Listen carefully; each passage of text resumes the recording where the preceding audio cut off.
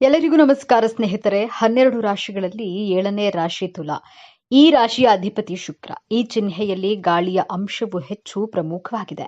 ಇದು ಚಲಿಸಬಲ್ಲ ಚಿಹ್ನೆ. ಈ ರಾಶಿಯಲ್ಲಿ ಶನಿಯು ಉತ್ಕೃಷ್ಟನಾಗಿರ್ತಾನೆ ಮತ್ತು ಸೂರ್ಯನು ದುರ್ಬಲನಾಗಿರ್ತಾನೆ.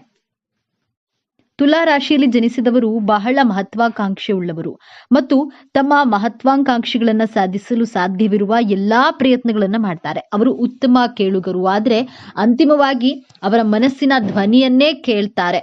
ಅವರು ನಿಷ್ಪಕ್ಷಪಾತ ಮತ್ತು ಸಮಚಿತ್ತದಿಂದ ಕೂಡಿರ್ತಾರೆ. ಅವರು ಸ್ವತಂತ್ರ ಸಿದ್ಧಾಂತವನ್ನ ಹೊಂದಿದ್ದಾರೆ ಮತ್ತು ಯಾರ ಅಡಿಯಲ್ಲಿಯೂ ಕೆಲಸ ಮಾಡಲು ಇಷ್ಟಪಡುವುದಿಲ್ಲ. ಏನೂ ಗೊತ್ತಿಲ್ಲದಂತಹ ವಯಸ್ಸಿನಲ್ಲಿ ಬಹಳ ಸಂತೋಷವಾಗಿರ್ತೇವೆ. ಎಲ್ಲ ಗೊತ್ತಾದ ವಯಸ್ಸಿನಲ್ಲಿ ಸಂತೋಷಕ್ಕಾಗಿ ಹುಡುಕಾಡುತ್ತೇವೆ. ಇಷ್ಟೇ ಜೀವನ. ತುಲಾ ರಾಶಿಯವರು ನಿಮ್ಮ ಜೀವನದಲ್ಲಿ ಈ 5 ಅಭ್ಯಾಸಗಳನ್ನು ಬದಲಾಯಿಸಿಕೊಳ್ಳುವುದರ ಮೂಲಕ ಸಂತೋಷವಾಗಿರಬಹುದು ಎಂಬಂತಹ ವಿಚಾರವನ್ನ ಈ ವಿಡಿಯೋದಲ್ಲಿ ತಿಳಿಸಿಕೊಡಲಿದ್ದೇನೆ. ಅದಕ್ಕೂ ಮುಂಚೆ ನೀವಿನ್ನು ನಮ್ಮ ಚಾನಲ್ಗೆ ಸಬ್ಸ್ಕ್ರೈಬ್ ಆಗಿಲ್ಲ ಅಂದ್ರೆ ಈಗಲೇ ಸಬ್ಸ್ಕ್ರೈಬ್ ಆಗಿ, ಹಾಗೆ ವಿಡಿಯೋಗೆ ಲೈಕ್ ಮಾಡಿ, ವಿಡಿಯೋವನ್ನ ಸ್ಕಿಪ್ ಮಾಡದೆ ಕೊನೆ ತನಕ ನೋಡಿ. ಎಲ್ಲರೂ ಭಕ್ತಿಯಿಂದ ಜೈ ಶುಕ್ರದೇವ ಅಂತ ಕಾಮೆಂಟ್ ಮಾಡಿ. ಕಾಲಪುರುಷನ ಕುಂಡಲಿಯಲ್ಲಿ ತುಲಾ ರಾಶಿ 7ನೇ ರಾಶಿಯಾಗಿದೆ. ಈ ರಾಶಿಯ ಅಧಿಪತಿ ದೈತ್ಯ ಗುರು ಶುಕ್ರ ಗ್ರಹ. ಇದು ವಾಯುತತ್ವ ರಾಶಿಯಾಗಿದೆ. ತುಲಾ ರಾಶಿಯವರು ಬದಲಾಯಿಸಿಕೊಳ್ಬೇಕಾದಂತಹ ಮೊದಲನೆಯ ಗುಣ ನಿಮ್ಮ ಹಠದ ಸ್ವಭಾವ. 90% ತುಲಾ ರಾಶಿಯವರಲ್ಲಿ ಹಠದ ಸ್ವಭಾವವಿರುತ್ತೆ. ನಿಮ್ಮ ಹಠದಿಂದ ನಿಮ್ಮ ಸ್ನೇಹದಲ್ಲಿ, ಲವ್ ಲೈಫ್ನಲ್ಲಿ, ಮ್ಯಾರಿಡ್ ಲೈಫ್ನಲ್ಲಿ, ವರ್ಕಿಂಗ್ ಪ್ಲೇಸ್ನಲ್ಲಿ ಪ್ರಾಬ್ಲಮ್ಗಳನ್ನ ನೀವೇ ಕ್ರಿಯೇಟ್ ಮಾಡ್ಕೊಳ್ತೀರಾ. ನೀವು ನಿಮ್ಮ ಹಠವನ್ನ ಬಿಟ್ರೆ ನಿಮ್ಮ ಸಂಬಂಧಗಳು ಸುಧಾರಿಸುತ್ತವೆ. ನಿಮ್ಮ ಪ್ರೀತಿ, ವೈವಾಹಿಕ ಜೀವನ ಲಾಂಗ್ ಟರ್ಮ್ ವರೆಗೂ ಇರುತ್ತದೆ. ನಿಮ್ಮ ಎದುರುಗಡೆ ಇರುವಂತಹ ವ್ಯಕ್ತಿಗಳು ನಿಮ್ಮನ್ನ ಮತ್ತಷ್ಟು ಚೆನ್ನಾಗಿ ಅರ್ಥ ಮಾಡಿಕೊಂಡು ನಿಮ್ಮ ಜೊತೆ ಪ್ರೀತಿ ವಿಶ್ವಾಸದಿಂದ ಇರಲು ಸಹಾಯವಾಗುತ್ತದೆ. ನಿಮ್ಮ ಜೀವನದಲ್ಲಿ ನಿಜವಾದ ಪ್ರೀತಿ, ಸ್ನೇಹ ಸಿಕ್ಕರೆ ನೀವು ಬಹಳ ಸಂತೋಷವಾಗಿರಬಹುದು. ತುಲಾ ರಾಶಿಯವರು ಬದಲಾಯಿಸಿಕೊಳ್ಬೇಕಾದಂತಹ 2ನೇ ಅಭ್ಯಾಸ, ಬೇರೆಯವರ ಜೊತೆ ಕಂಪೇರ್ ಮಾಡಿಕೊಳ್ಳುವಂತಹ ಅಭ್ಯಾಸವನ್ನ ಬದಲಾಯಿಸಿಕೊಳ್ಬೇಕು. ಪ್ರತಿಯೊಂದು ವಿಚಾರದಲ್ಲಿಯೂ ಎದುರುಗಡೆ ಇರುವಂತಹ ವ್ಯಕ್ತಿಗಳ ಜೊತೆ, ಸ್ನೇಹಿತರ ಜೊತೆ, ಸಂಬಂಧಿಕರ ಜೊತೆ ಕಂಪೇರ್ ಮಾಡಿಕೊಳ್ಳೋದನ್ನ ಬಿಡಬೇಕು. ತುಲಾ ರಾಶಿಯವರಿಗೆ ಲಕ್ಸುರಿಯಸ್ ಥಿಂಗ್ಸ್ಗಳು ಬಹಳ ಅಟ್ರಾಕ್ಟ್ ಮಾಡುತ್ತವೆ. ತುಲಾ ರಾಶಿಯವರಿಗೆ ತುಂಬಾ ಡಿಮ್ಯಾಂಡ್ಸ್ಗಳು ಇರುತ್ತವೆ. ತುಂಬಾ ಆಸೆಗಳನ್ನ ಇಟ್ಕೊಂಡಿರ್ತಾರೆ. ನಿಮ್ಮ ನಿರೀಕ್ಷೆಗಳನ್ನ ಹಾಗೂ ಹೋಲಿಕೆ ಮಾಡುವ ಅಭ್ಯಾಸವನ್ನ ಬದಲಾಯಿಸಿಕೊಂಡ್ರೆ ನೀವು ನಿಮ್ಮ ಜೀವನದಲ್ಲಿ ಸಂತೋಷವಾಗಿರಬಹುದು. ತುಲಾ ರಾಶಿಯವರು ಬದಲಾಯಿಸಿಕೊಳ್ಬೇಕಾದಂತಹ 3ನೆಯ ಅಭ್ಯಾಸ ನಿಮಗೆ ಬಹಳ ಪ್ರಿಯವಾದಂತಹ ಅಭ್ಯಾಸ. ಇದು ಯಾವುದು ಎಂದ್ರೆ ಸೋಮಾರಿತನ, ಆಲಸ್ಯ ಗುಣ. ನೀವು ರಾತ್ರಿ ನಿದ್ದೆ ಮಾಡುವ ಮುಂಚೆ ಅಂದುಕೊಳ್ತೀರಾ, ನಾಳೆ ನಾನು ಈ ಟೈಮಿಗೆ ಎದ್ದೇಳಲೇಬೇಕು, ಈ ಟಾಸ್ಕ್ಗಳನ್ನ ಕಂಪ್ಲೀಟ್ ಮಾಡಲೇಬೇಕು ಅಂದ್ಕೊಳ್ತೀರಾ. ಆದ್ರೆ ನಾಳೆ ಬೆಳಗ್ಗೆ ಆದ್ಮೇಲೆ ನೀವು ನಿಮ್ಮ ಆಲಸ್ಯದ ಗುಣದಿಂದ ಆ ಟಾರ್ಗೆಟ್ಗಳನ್ನ ಕಂಪ್ಲೀಟ್ ಮಾಡೋದಕ್ಕೆ ಕಷ್ಟ ಆಗುತ್ತೆ. ವೃಷಭ ರಾಶಿ ಹಾಗೂ ತುಲಾ ರಾಶಿ, ಈ 2 ರಾಶಿಗಳು ಶುಕ್ರನ ಅಧಿಪತ್ಯದ ರಾಶಿಗಳು. ತುಂಬಾ ಆಲಸ್ಯ ಗುಣ, ಲೇಜಿನೆಸ್ ರಾಶಿಗಳು ಅಂತಾನೆ ಹೇಳಬಹುದು. ಬಟ್ ನೀವು ಮಾಡಲೇಬೇಕು ಈ ಕೆಲಸ ಅಂದುಕೊಂಡ್ರೆ ನಿಮ್ಮ ಮನಸ್ಸಿಗೆ ಬಹಳ ಸಂತೋಷ ಕೊಡುವಂತಹ ಕೆಲಸ ಕಾರ್ಯಗಳನ್ನ ನಿಮ್ಮ ಇಷ್ಟದ ಹಾಗೆ ಮಾಡ್ತೀರಾ. ಯಾರಾದ್ರೂ ನಿಮ್ಮ ಮೇಲೆ ಬಲವಂತವಾಗಿ ಒತ್ತಡವನ್ನ ಹೇರಿದ್ರೆ ನೀವು ಯಾವುದೇ ಕಾರಣಕ್ಕೂ ಆ ಕೆಲಸಗಳನ್ನ ಮಾಡೋದಿಲ್ಲ. ನಿಮ್ಮ ಆಲಸ್ಯ ಸಮಯವನ್ನ ಮುಂದೂಡುವಂತಹ ಗುಣವನ್ನ ಬದಲಾಯಿಸಿಕೊಂಡ್ರೆ ನಿಮ್ಮ ಪರ್ಸನಲ್ ಲೈಫ್ ಮತ್ತು ಪ್ರೊಫೆಷನಲ್ ಲೈಫ್ ನಲ್ಲಿ ಸಕ್ಸಸ್ ಜೀವನದಲ್ಲಿ ಸಂತೋಷವಾಗಿರ್ತೀರಾ. ತುಲಾ ರಾಶಿಯವರು ಬದಲಾಯಿಸಿಕೊಳ್ಬೇಕಾದಂತಹ 4ನೆಯ ಅಭ್ಯಾಸ, ತುಂಬಾ ಮೂಡ್ ಸ್ವಿಂಗ್ಸ್ ಮಾಡ್ಕೊಳ್ತಾ ಇರ್ತೀರಾ. ನಿಮ್ಮ ಮನಸ್ಸನ್ನ ಒಂದೊಂದು ಬಾರಿ ಒಂದೊಂದು ರೀತಿಯಲ್ಲಿ ಆಲೋಚನೆ ಮಾಡಲು ಪ್ರಾರಂಭ ಮಾಡುತ್ತೆ. ನಿಮ್ಮ ಭಾವನೆಗಳ ಏರಿಳಿತದಿಂದ ನಿಮ್ಮ ಮ್ಯಾರಿಡ್ ಲೈಫ್, ಎಜುಕೇಶನ್, ಜಾಬ್ ಹಾಗೂ ಬಿಸ್ನೆಸ್, ಪ್ರೊಫೆಷನಲ್ ಲೈಫ್ ಇದರ ಮೇಲೆ ಕೆಟ್ಟ ಪ್ರಭಾವವನ್ನ ಬೀರುತ್ತೆ. ನೀವು ತುಂಬಾ ಮೂಡಿಯಾಗಿರ್ತೀರಾ. ನಿಮ್ಮ ಮೂಡ್ ಸ್ವಿಂಗ್ಸ್ ಅನ್ನ ಕಂಟ್ರೋಲ್ ಮಾಡಿಕೊಳ್ಳಲೇಬೇಕು. ಸ್ಟೇಬಲ್ ಆಗಿರ್ಬೇಕು. ಪ್ರಾಕ್ಟಿಕಲ್ ಆಗಿ ಯೋಚಿಸಿದ್ರೆ ನಿಮ್ಮ ಜೀವನದಲ್ಲಿ ನೀವು ತುಂಬಾ ಸಂತೋಷವಾಗಿರ್ತೀರಾ. ತುಲಾ ರಾಶಿಯವರು ಬದಲಾಯಿಸಿಕೊಳ್ಬೇಕಾದಂತಹ 5ನೆಯ ಅಭ್ಯಾಸ, ನಿಮ್ಮ ಹತ್ತಿರ ಯಾವುದು ಇದೆಯೋ, ಸಂಬಂಧಗಳೇ ಆಗ್ಲಿ, ಐಷಾರಾಮಿ ವಸ್ತುಗಳೇ ಆಗಿರ್ಲಿ, ಮನೆ, ಸೈಟ್, ಕಾರು ಯಾವುದೇ ಆಗ್ಲಿ, ತೃಪ್ತಿ ಇರೋದಿಲ್ಲ. ಅತೃಪ್ತರಾಗಿರ್ತೀರಾ. ಇನ್ನ ಬೆಸ್ಟ್ ಸೈಟ್ ತಗೊಳ್ಬೇಕಿತ್ತು, ಇನ್ನು ಲಕ್ಸುರಿ ಮನೆಯನ್ನ ಕಟ್ಟಬೇಕಿತ್ತು, ಇನ್ನು ಬ್ರ್ಯಾಂಡೆಡ್ ಕಾರ್ನ ತಗೋಬೋದಿತ್ತು ಎಂಬಂತಹ ಅತೃಪ್ತ ಭಾವ ನಿಮ್ಮ ಬಳಿ ಯಾವ ವಸ್ತುಗಳು ಇದೆಯೋ ಅದರಲ್ಲಿ ತೃಪ್ತಿ ಪಡೋದನ್ನ ಕಲಿಯಬೇಕು. ಇಲ್ಲದಿದ್ರೆ ಸಂಬಂಧಗಳಲ್ಲಿಯೂ ಇನ್ನೂ ಬೆಸ್ಟ್ ಲೈಫ್ ಪಾರ್ಟ್ನರ್ ಸಿಗಬೇಕಿತ್ತು, ಇನ್ನು ಬೆಸ್ಟ್ ಜಾಬ್ ಸಿಗಬೇಕಿತ್ತು ಎಂಬಂತಹ ಅತೃಪ್ತ ಭಾವದಿಂದಿರುವಂತಹ ಸಂಬಂಧಗಳು, ಜಾಬ್ ಹಾಗೂ ಬಿಸ್ನೆಸ್ ನಲ್ಲಿ ಆಸಕ್ತಿಯನ್ನ ಕಳೆದುಕೊಳ್ತೀರಾ. ಮನಸ್ಸಿಗೆ ಕಿರಿಕಿರಿ ಆಗುತ್ತೆ. ಭಗವಂತ ಕೊಟ್ಟಿರೋದ್ರಲ್ಲಿಯೇ ತೃಪ್ತಿ ಪಡ್ತೇನೆ ಎಂಬಂತಹ ಕೃತಜ್ಞತಾ ಭಾವವನ್ನ ಸಲ್ಲಿಸಬೇಕು. ಆಗ ನೀವು ನಿಮ್ಮ ಜೀವನದಲ್ಲಿ ಬಹಳ ಸಂತೋಷವಾಗಿರ್ತೀರಾ. ಮೇಲೆ ಹೇಳಿದಂತಹ 5 ಅಭ್ಯಾಸಗಳನ್ನ ನಿಮ್ಮಲ್ಲಿದ್ರೆ ಬದಲಾಯಿಸಿಕೊಳ್ಳಲು ಪ್ರಯತ್ನ ಮಾಡಿ. ನೀವು ತುಲಾ ರಾಶಿಯಲ್ಲಿಯೇ ಜನಿಸಲು ಕಾರಣವೇನು ಎಂದು ನೋಡೋಣ. ನಮ್ಮ ಪೂರ್ವ ಜನ್ಮವನ್ನ ವಿಮರ್ಶಿಸಲು ನಮ್ಮ ಕುಂಡಲಿಯು ಪಂಚಮ ಸ್ಥಾನವನ್ನ ವಿಮರ್ಶೆ ಮಾಡಬೇಕು. ನಿಮ್ಮ ಪಂಚಮ ಸ್ಥಾನದಲ್ಲಿ ಕುಂಭರಾಶಿ ಬರುತ್ತೆ. ಕುಂಭರಾಶಿ ವಾಯುತತ್ವ ರಾಶಿಯಾಗಿ ಹಿಂದಿನ ಜನ್ಮದಲ್ಲಿ ಜ್ಞಾನವಂತರಾಗಿದ್ದು ನೀವು ಯಾತ್ರೆಯನ್ನ ಮಾಡಿರೋದಿಲ್ಲ. ಆದ್ದರಿಂದ ಈ ಜನ್ಮದಲ್ಲಿ ತುಲಾ ರಾಶಿಯಲ್ಲಿ ಜನಿಸಿರ್ತೀರಾ. ತುಲಾ ರಾಶಿಯವರಿಗೆ ಟ್ರಾವೆಲಿಂಗ್ ಮಾಡೋದು ಅಂದ್ರೆ ಪಂಚಪ್ರಾಣ. ಧಾರ್ಮಿಕ ಯಾತ್ರೆಗಳನ್ನ ಮಾಡಿರ್ತೀರಾ. ಶುಕ್ರ ನಿಮ್ಮ ರಾಶಿ ಅಧಿಪತಿ ಆಗಿರೋದ್ರಿಂದ ಮೋಜು ಮಸ್ತಿ ಟ್ರಾವೆಲಿಂಗ್ ಎಲ್ಲವನ್ನ ಮಾಡ್ತೀರಾ. ಎಲ್ಲರ ಜೊತೆ ಬೆರೆತು ಬಾಳ್ತೀರಾ. ನೀವು ನಿಮ್ಮ ಜೀವನವನ್ನ ಬಹಳ ಆನಂದಮಯವಾಗಿ ಕಳೆಯುತ್ತೀರಾ. ಜೀವನದಲ್ಲಿ ಹಣದಿಂದ ಏನನ್ನಾದ್ರೂ ಖರೀದಿ ಮಾಡಬಹುದು, ಆದ್ರೆ ಮನಸ್ಸು ಹಾಗೂ ಭಾವನೆ ಪ್ರೀತಿಯನ್ನ ಖರೀದಿ ಮಾಡಲು ಸಾಧ್ಯವಿಲ್ಲ.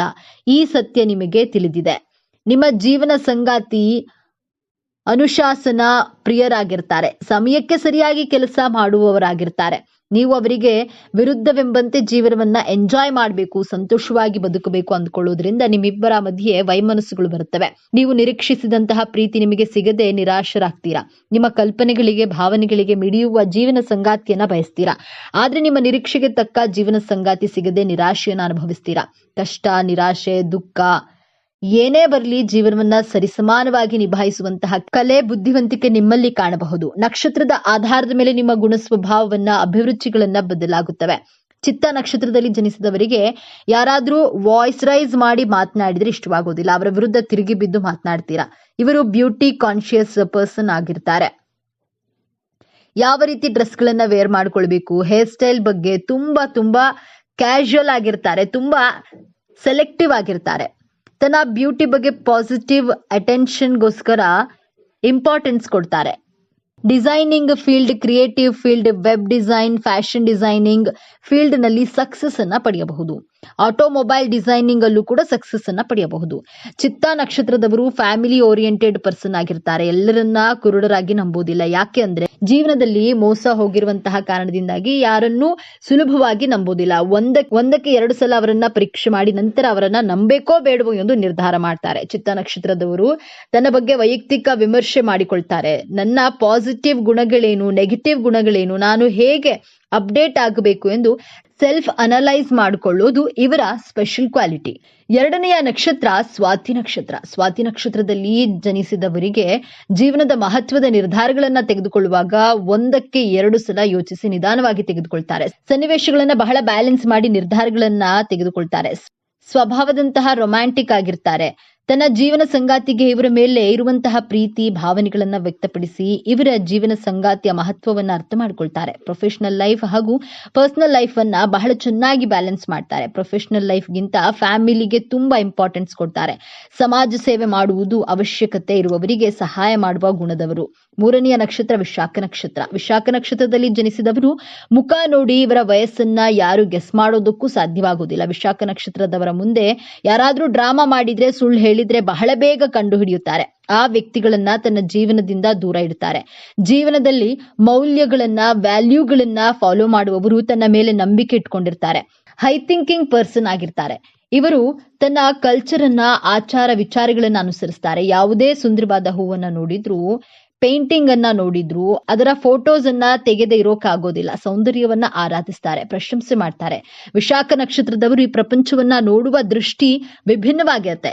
ಎಲ್ಲ ಎಥಿಕ್ಸ್ ಗಳನ್ನ ಫಾಲೋ ಮಾಡ್ತಾರೆ. ವಿಶಾಖ ನಕ್ಷತ್ರದವರಿಗೆ ಕಿಡ್ನಿ ಹಾಗೂ ಲಿವರ್ಸ್ಗೆ ಸಂಬಂಧಿಸಿದಂತಹ ಆರೋಗ್ಯ ಸಮಸ್ಯೆಗಳು ಬರುವಂತಹ ಸಾಧ್ಯತೆಗಳಿವೆ. ಎಷ್ಟೇ ಕಷ್ಟದ ಪರಿಸ್ಥಿತಿ ಬಂದ್ರೂ ಆ ಪರಿಸ್ಥಿತಿಯನ್ನ ಬಹಳ ಸಮಾಧಾನವಾಗಿ ಶಾಂತಿಯಿಂದ ನಿಭಾಯಿಸ್ತಾರೆ. ಈ ವಿಚಾರಗಳು ನಿಮಗೆ ಇಷ್ಟ ಆಗಿದೆ ಅಂತ ಭಾವಿಸ್ತೇನೆ. ಇಷ್ಟ ಆಗಿದ್ರೆ ನಮ್ಮ ಚಾನೆಲ್ ಅನ್ನ ತಪ್ಪದೆ ಸಬ್ಸ್ಕ್ರೈಬ್ ಮಾಡಿಕೊಳ್ಳಿ. ವಿಡಿಯೋಗೆ ಒಂದು ಲೈಕ್ ಕೊಡುವುದನ್ನ ಮರಿಬಿಡಿ. ಈ ವಿಡಿಯೋವನ್ನ ನಿಮ್ಮ ಫ್ಯಾಮಿಲಿ, ಫ್ರೆಂಡ್ಸ್ ಗ್ರೂಪ್ ನಲ್ಲಿ ಹೆಚ್ಚು ಶೇರ್ ಮಾಡಿ. ನಿಮ್ಮ ಅಭಿಪ್ರಾಯಗಳನ್ನ ತಪ್ಪದೆ ಕಾಮೆಂಟ್ ಮಾಡಿ. ಎಲ್ಲರೂ ಭಕ್ತಿಯಿಂದ ಓಂ ಶ್ರೀ ಮಹಾಲಕ್ಷ್ಮಿ ನಮಃ ಅಂತ ಕಾಮೆಂಟ್ ಮಾಡಿ. ಧನ್ಯತೆಯಲ್ಲಿ ಮೋಸ, ಸ್ನೇಹದಲ್ಲಿ ದ್ರೋಹ, ಮದುವೆಯ ನಂತರ ವಿಚಿತ್ರ ಸಂಕಟ, ಇದೇನಾ ತುಲಾರಾಶಿಯವರ ಜೀವನ? ಯಾರ ಮುಂದೆಯೂ ಹೇಳಿಕೊಳ್ಳಲಾಗದ ನೋವು ತುಲಾರಾಶಿಯವರಿಗೆ ಯಾಕೆ? ಆತ್ಮೀಯ ತುಲಾರಾಶಿಯವರೇ, ನೀವು ಸಾಕ್ಷಾತ್ ಧರ್ಮ ಮತ್ತು ನ್ಯಾಯದ ಪ್ರತೀಕ. ಜಗತ್ತಿನ ಯಾವುದೇ ಸಮಸ್ಯೆ ಇರಲಿ ಅದನ್ನ ತೂಗಿ ಅಳೆದು ಸರಿಯಾದ ತೀರ್ಪು ಕೊಡುವಂತಹ ಅದ್ಭುತ ಶಕ್ತಿ ನಿಮಗಿದೆ. ನಿಮ್ಮ ನಗುವಿನಲ್ಲಿ ಒಂದು ಆಕರ್ಷಣೆ ಇದೆ. ನಿಮ್ಮ ಮಾತಿನಲ್ಲಿ ಒಂದು ಸೌಜನ್ಯವಿದೆ. ಜಗಳ ಆಡುವವರನ್ನ ಒಂದು ಮಾಡುವ, ದ್ವೇಷಿಸುವವರನ್ನ ಪ್ರೀತಿಸುವಂತೆ ಮಾಡುವ ಮಾಂತ್ರಿಕ ಶಕ್ತಿ ಇರೋದು ಕೇವಲ ತುಲಾರಾಶಿಯವರಿಗೆ ಮಾತ್ರ. ಆದ್ರೆ ಆತ್ಮೀಯ ತುಲಾರಾಶಿಯವರೇ, ನಿಮ್ಮನ್ನ ನೀವೇ ಕೇಳಿಕೊಳ್ಳಿ.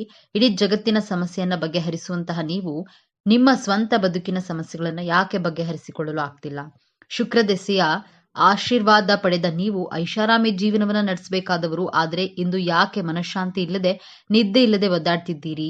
ಎಲ್ಲರಿಗೂ ಒಳ್ಳೆಯದನ್ನೇ ಬಯಸುವ ನಿಮಗೆ ಬದುಕಿನಲ್ಲಿ ಪದೇ ಪದೇ ಮೋಸವೇ ಯಾಕೆ ಉಡುಗೊರೆಯಾಗಿ ಸಿಗ್ತಿದೆ? ತುಲಾರಾಶಿಯವರೇ, ಇವತ್ತು ನೀವು ಒಂದು ಕಹಿ ಸತ್ಯವನ್ನ ಜೀರ್ಣಿಸಿಕೊಳ್ಳಲೇಬೇಕು. ನಿಮ್ಮ ಜೀವನದಲ್ಲಿ ಈಗ ಆಗುತ್ತಿರುವಂತಹ ಅವಮಾನಗಳಿಗೆ, ಸೋಲುಗಳಿಗೆ ಅಥವಾ ಆರ್ಥಿಕ ಕಷ್ಟಗಳಿಗೆ ಬೇರೆ ಯಾರೂ ಕಾರಣರಲ್ಲ, ಸಾಕ್ಷಾತ್ ನೀವೇ ಕಾರಣ. ಹೌದು, ನಿಮ್ಮ ಉದ್ಧಾರವನ್ನ ತಡಿತಾ ಇರುವುದು ನಿಮ್ಮ ಶತ್ರುಗಳಲ್ಲ, ಬದಲಾಗಿ ನಿಮ್ಮ ಸ್ವಭಾವವೇ ಬೆರೆತು ಹೋಗಿರುವಂತಹ ಒಂದು ಮಾರಕವಾದ ದೌರ್ಬಲ್ಯ.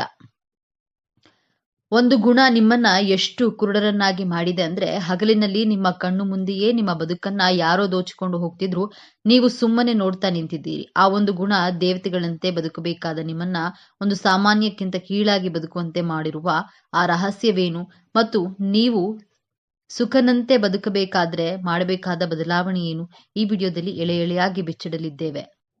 ಇದನ್ನ ಅರ್ಧಕ್ಕೆ ನಿಲ್ಲಿಸಬೇಡಿ, ಯಾಕಂದ್ರೆ ಇದು ನಿಮ್ಮ ಮುರಿದು ಹೋದ ಮನಸ್ಸಿಗೆ ಸಂಜೀವಿನಿ ಆಗಬಲ್ಲದು. ಆ ಕರಾಳ ದೌರ್ಬಲ್ಯದ ಬಗ್ಗೆ ತಿಳಿಯುವ ಮೊದಲು ಜಗತ್ತು ನಿಮ್ಮನ್ನ ಯಾಕೆ ಇಷ್ಟಪಡುತ್ತೆ ಅನ್ನೋದು ನಿಮಗೆ ಗೊತ್ತಿರಬೇಕು. ಅದಕ್ಕೂ ಮುನ್ನ ನೀವಿನ್ನು ನಮ್ಮ ಚಾನಲ್ಗೆ ಸಬ್ಸ್ಕ್ರೈಬ್ ಆಗಿಲ್ಲ ಅಂದ್ರೆ ಈಗಲೇ ಸಬ್ಸ್ಕ್ರೈಬ್ ಆಗಿ, ಹಾಗೆ ವಿಡಿಯೋಗೆ ಲೈಕ್ ಮಾಡಿ, ವಿಡಿಯೋನ ಸ್ಕಿಪ್ ಮಾಡದೆ ಕೊನೆ ತನಕ ನೋಡಿ. ಎಲ್ಲರೂ ಭಕ್ತಿಯಿಂದ ಜೈ ಶುಕ್ರದೇವ ಅಂತ ಕಾಮೆಂಟ್ ಮಾಡಿ. ತುಲಾ ರಾಶಿಯವರೇ, ನಿಮ್ಮ ರಾಶಿಯ ಚಿಹ್ನೆ ತಕ್ಕಡಿ ಅಂದ್ರೆ ಬ್ಯಾಲೆನ್ಸ್. ಎಂತಹ ಒತ್ತಡದ ಪರಿಸ್ಥಿತಿಯಲ್ಲೂ ನೀವು ತಾಳ್ಮೆಯನ್ನ ಕಳೆದುಕೊಳ್ಳುವುದಿಲ್ಲ. ಮೊದಲನೇದಾಗಿ ನಿಮ್ಮ ರಾಜತಾಂತ್ರಿಕತೆ ಮತ್ತು ಸೌಜನ್ಯ. ಯಾರ ಮನಸ್ಸಿಗೂ ನೋವಾಗದಂತೆ ಮಾತನಾಡುವ ಕಲೆ ನಿಮ್ಮ ರಕ್ತಗತವಾಗಿ ಬಂದಿದೆ. ಎದುರಾಳಿ ಎಷ್ಟೇ ಕೋಪದಲ್ಲಿದ್ರೂ ನಿಮ್ಮ ಒಂದೆರಡು ಪ್ರೀತಿಯ ಮಾತುಗಳಿಂದ ಅವರನ್ನ ತಣ್ಣಗಾಗಿಸಬಲ್ಲ ಶಕ್ತಿ ನಿಮಗಿದೆ. ಎರಡನೆಯದಾಗಿ ನಿಮ್ಮ ಸೌಂದರ್ಯ, ಪ್ರಜ್ಞೆ ಮತ್ತು ಸ್ವಚ್ಛತೆ. ನೀವು ಇರೋ ಜಾಗ, ನೀವು ಧರಿಸುವಂತಹ ಬಟ್ಟೆ, ನೀವು ಆಡುವ ಮಾತು, ಎಲ್ಲದರಲ್ಲೂ ಒಂದು ಅಚ್ಚುಕಟ್ಟುತನ ಇರುತ್ತದೆ. ಕೊಳಕುತನವನ್ನ, ಗಲಾಟೆಯನ್ನ ನೀವು ದ್ವೇಷಿಸ್ತೀರಿ. ಇದೇ ಕಾರಣಕ್ಕೆ ಜನ ನಿಮ್ಮನ್ನ ಸುಸಂಸ್ಕೃತರು ಅಂತ ಕರೆಯುತ್ತಾರೆ. ಮೂರನೆಯದಾಗಿ ಮತ್ತು ಅತಿ ಮುಖ್ಯವಾಗಿ, ನಿಮ್ಮ ನ್ಯಾಯಪರ ಅನ್ಯಾಯವನ್ನ ಕಂಡ್ರೆ ನೀವು ಸಹಿಸಲ್ಲ, ಆದ್ರೆ ಅದನ್ನ ವಿರೋಧಿಸುವಾಗ್ಲೂ ಒಂದು ನಾಗರಿಕತೆಯನ್ನ ಪಾಲಿಸುತ್ತೆ. ಇಷ್ಟೆಲ್ಲ ಅದ್ಭುತ ಗುಣಗಳಿರುವ ನೀವು, ಜಗತ್ತಿಗೆ ಬೆಳಕನ್ನ ನೀಡುವ ನೀವು, ನಿಮ್ಮ ಮನೆಯ ದೀಪವನ್ನೇ ಯಾಕೆ ಆರಿಸಿಕೊಂಡಿದ್ದೀರಿ? ನಿಮ್ಮ ಈ ಒಳ್ಳೆತನವೇ ನಿಮಗೆ ಮುಳುವಾಗಿದ್ದು ಹೇಗೆ ಈಗ ಆ ಅಸಲಿ ಸತ್ಯವನ್ನ, ಆ ಕಹಿಯನ್ನ ಒಡೆಯುವಂತಹ ಸಮಯ. ತುಲಾರಾಶಿಯವರೇ, ನಿಮ್ಮನ್ನ ಬಲ ಪ್ರಯೋಗದಿಂದ ಯಾರೂ ಸೋಲಿಸಲು ಸಾಧ್ಯವಿಲ್ಲ. ಆದ್ರೆ ನಿಮ್ಮನ್ನ ಕಣ್ಣೀರು ಹಾಕುವಂತೆ ಮಾಡುತ್ತಿರುವುದು ನಿಮ್ಮ ಆ ಒಂದು ಮಾರಕ ದೌರ್ಬಲ್ಯ. ಅದೇ ನಿರ್ಧಾರ ತೆಗೆದುಕೊಳ್ಳಲಾಗದ ಗೊಂದಲ ಮತ್ತು ಎಲ್ಲರನ್ನ ಮೆಚ್ಚಿಸಲು ಹೋಗುವ ದಾಸ್ಯದ ಮನೋಭಾವ. ಕೇಳಲು ಇದು ಸಣ್ಣ ವಿಷಯ ಅನಿಸಬಹುದು, ಆದ್ರೆ ಇದೇ ನಿಮ್ಮ ಬದುಕಿನ ಶಾಪ. ತುಲಾರಾಶಿಯವರು, ಅವರಿಗೆ ಪ್ರತಿಯೊಂದು ವಿಚಾರದಲ್ಲೂ ಗೊಂದಲ. ಇದನ್ನ ಮಾಡ್ಬೇಕಾ ಅಥವಾ ಇದನ್ನ ಮಾಡಬಾರ್ದಾ? ಇದು ಸರಿಯಾ ಅಥವಾ ತಪ್ಪಾ? ಈ ಗೊಂದಲದಲ್ಲೇ ನೀವು ಬದುಕಿನ ಅರ್ಧ ಸಮಯವನ್ನ ವ್ಯರ್ಥ ಮಾಡ್ತೀರಿ. ಅಷ್ಟೇ ಅಲ್ಲ, ನೀವು ಯಾರಿಗೂ ಇಲ್ಲ ಎಂದು ಹೇಳಲಾರಿರಿ. ಯಾರಾದ್ರೂ ಬಂದು ಸಹಾಯ ಕೇಳಿದ್ರೆ ನಿಮ್ಮ ಹತ್ತಿರ ಸಮಯ ಇಲ್ಲದಿದ್ರು, ನಿಮ್ಮ ಜೇಬಿನಲ್ಲಿ ಹಣ ಇಲ್ಲದಿದ್ರು, ನಿಮ್ಮ ಸುಖವನ್ನ ತ್ಯಾಗ ಮಾಡಿ ಅವರಿಗೆ ಸಹಾಯವನ್ನ ಮಾಡ್ತೀರಿ. ಯಾಕೆ ಗೊತ್ತಾ? ಇಲ್ಲಿ ನಾನು ಇಲ್ಲ ಅಂದ್ರೆ ಅವರು ಬೇಜಾರು ಮಾಡಿಕೊಳ್ತಾರೆ, ಎಲ್ಲಿ ನಾನು ಕೆಟ್ಟವನಾಗ್ತೀನೋ ಎನ್ನುವಂತಹ ಭಯ ನಿಮ್ದು. ಈ ಎಲ್ಲರಿಗೂ ಒಳ್ಳೆಯದಾಗಬೇಕು ಅನ್ನೋ ಹುಚ್ಚುತನ ಇದೆಯಲ್ಲ, ಇದೇ ನಿಮ್ಮನ್ನ ಸರ್ವನಾಶ ಮಾಡ್ತಾ ಇರೋದು. ನೀವು ಬೇರೆಯವರ ಖುಷಿಗಾಗಿ ನಿಮ್ಮ ಆತ್ಮಗೌರವವನ್ನೇ ಒತ್ತಿ ಇಡ್ತೀರಿ. ನಿಮ್ಮದೆಲ್ಲದ ತಪ್ಪಿಗೆ ಕ್ಷಮೆ ಕೇಳ್ತೀರಿ. ಸಂಬಂಧ ಉಳಿಸ್ಕೊಳ್ಬೇಕು ಅಂತ ವಿಷವನ್ನೇ ಅಮೃತ ಅಂತ ಕುಡಿತೀರಿ. ಆದ್ರೆ ಪ್ರತಿಫಲವಾಗಿ ನಿಮಗೆ ಸಿಗೋದು ಕೇವಲ ಅವಮಾನ ಮತ್ತು ದ್ರೋಹ. ಈ ಅತಿಯಾದ ಒಳ್ಳೆತನ ಮತ್ತು ಗೊಂದಲದ ಸ್ವಭಾವ ನಿಮ್ಮ ಜೀವನದ ಮೇಲೆ ಬೀರುತ್ತಿರುವಂತಹ 3 ಭಯಂಕರ ಪರಿಣಾಮಗಳನ್ನ ಒಮ್ಮೆ ಗಮನಿಸಿ. ಮೊದಲನೆಯದಾಗಿ, ಪರಾವಲಂಬಿಗಳ ಸ್ವರ್ಗವಾಗುವಿಕೆ. ತುಲಾರಾಶಿಯವರು ಎಲ್ಲಿಯವರೆಗೆ ಬೇರೆಯವರಿಗೆ ಉಪಯೋಗವಾಗ್ತಾರೆ ಅಲ್ಲಿಯವರೆಗೆ ಮಾತ್ರ ಜನ ಇವರನ್ನ ಪ್ರೀತಿಸ್ತಾರೆ. ನೀವು ನೋ ಹೇಳೋದಿಲ್ಲ ಅಂತ ಗೊತ್ತಿರೋ ಜನ ನಿಮ್ಮನ್ನ ಒಂದು ಟಿಶ್ಯೂ ಪೇಪರ್ ತರ ಬಳಸ್ಕೊಳ್ತಾರೆ. ನಿಮ್ಮ ಹಣ, ನಿಮ್ಮ ಸಮಯ, ನಿಮ್ಮ ಬುದ್ಧಿವಂತಿಕೆಯನ್ನು ಬಳಸ್ಕೊಂಡು ಕೊನೆಗೆ ನೀವು ಕಷ್ಟದಲ್ಲಿದ್ದಾಗ ನಿಮಗೆ ಬುದ್ಧಿ ಇಲ್ವಾ, ಯಾಕೆ ಮಾಡಿದೆ ಅಂತ ನಿಮ್ಮನ್ನೇ ದ್ವೇಷಿಸ್ತಾ ಹೋಗ್ತಾರೆ. ಆದ್ರೆ ನೀವು ಪಾಠ ಕಲಿಯೋದಿಲ್ಲ, ಮತ್ತೆ ಅಂತವರನ್ನೇ ನಂಬ್ತೀರಿ. ಎರಡನೆಯದಾಗಿ, ಅವಕಾಶಗಳ ಬಗ್ಗೆ ನಿರ್ಧಾರವನ್ನ ತೆಗೆದುಕೊಳ್ಳಲು ನೀವು ಮಾಡುವಂತಹ ತಡ. ಅಂದ್ರೆ ಇದೆಲ್ಲ ಆದ್ದರಿಂದ ಎಷ್ಟೋ ಅದೃಷ್ಟ ಲಕ್ಷ್ಮಿನ ನೀವು ಬಾಗಿಲಿನಿಂದಲೇ ವಾಪಸ್ ಕಳುಹಿಸುತ್ತೀರಿ. ಅತಿಯಾಗಿ ಯೋಚನೆ ಮಾಡುತ್ತಾ ಹೀಗಾದ್ರೆ ಹೇಗೆ ಅಂತ ಲೆಕ್ಕ ಹಾಕ್ತಾ ಕೂತಿರ್ತೀರಿ. ಅಷ್ಟರಲ್ಲಿ ಕಡಿಮೆ ಬುದ್ಧಿವಂತರು ಅವಕಾಶವನ್ನ ಬಾಚಿಕೊಂಡು ಮುಂದೆ ಹೋಗ್ತಾರೆ. ನಿಮ್ಮ ಬುದ್ಧಿವಂತಿಕೆ ಕೇವಲ ಪ್ಲಾನಿಂಗ್ ಮಾಡೋದ್ರಲ್ಲೇ ವ್ಯರ್ಥವಾಗ್ತಾ ಇದೆ ಹೊರತು ಆಕ್ಷನ್ ತೆಗೆದುಕೊಳ್ಳೋದ್ರಲ್ಲಿ ಅಲ್ಲ. ಮೂರನೇದಾಗಿ, ಒಳ್ಳೆ ಮನಸ್ಸಿನ ನರಕ. ಹೊರಗೆ ಎಲ್ಲರ ಜೊತೆ ನಗುತ್ತಾ ಇರುವಂತಹ ನೀವು ಒಳಗೆ ಅಳ್ತಿರ್ತೀರಿ. ನನ್ನನ್ನ ಯಾರು ಅರ್ಥ ಮಾಡ್ಕೊಳ್ಳುತ್ತಿಲ್ಲ, ನಾನು ಎಲ್ಲರಿಗೂ ಇಷ್ಟೆಲ್ಲಾ ಮಾಡಿದ್ರು ನನಗೆ ಯಾಕೆ ಈ ಶಿಕ್ಷೆ ಅನ್ನೋ ಕೊರಗು ನಿಮ್ಮನ್ನ ದಿನೇ ದಿನೇ ಕೊಲ್ಲುತ್ತದೆ. ನಿಮ್ಮತನವನ್ನೇ ಕಳೆದುಕೊಂಡು ಬೇರೆಯವರಿಗಾಗಿ ಬದುಕುವ ಬೊಂಬೆಯಾಗಿರ್ತೀರಿ. ತುಲಾರಾಶಿಯವರೇ, ಸಾಕು ಮಾಡಿ ಈ ತ್ಯಾಗವನ್ನ. ನಿಮ್ಮ ಒಳ್ಳೆಯತನಕ್ಕೆ ಬೆಲೆ ಇಲ್ಲದ ಜಾಗದಲ್ಲಿ ನಿಮ್ಮತನವನ್ನ ತೋರಿಸುವಂತಹ ಸಮಯ ಬಂದಿದೆ.